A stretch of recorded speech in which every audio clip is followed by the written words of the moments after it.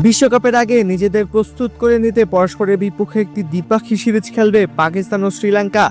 আর আসন্ন এই সিরিজকে সামনে রেখে 18 সদস্যের দল ঘোষণা করেছে লঙ্কান ক্রিকেট বোর্ড।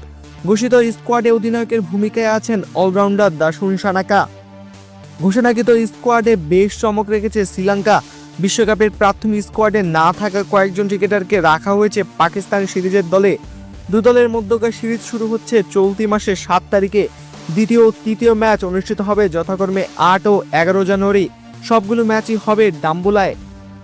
পাকিস্তান সিরিজে শ্রীলঙ্কার স্কোয়াড: দাসুন সানাকা অধিনায়ক, পাথুম নিশাঙ্কা, কামিল মিশারা, কুশল মেন্ডিস, কুশল Perera, Dhananjay D Silva, চারিতা Asalanka, জানিত নিয়ালাগে, কামেন্দো Mendis, Wanindu Hasaranga, Dunith বিরালাগে, Mahesh Theekshana, Dusan হেমন্ত, ক্রাবিন মেথু, দুষ্মন্ত চামিরা, মাথিসা পাথিদানা, নোয়ান তুষারা ও ঈশান মালেঙ্গা।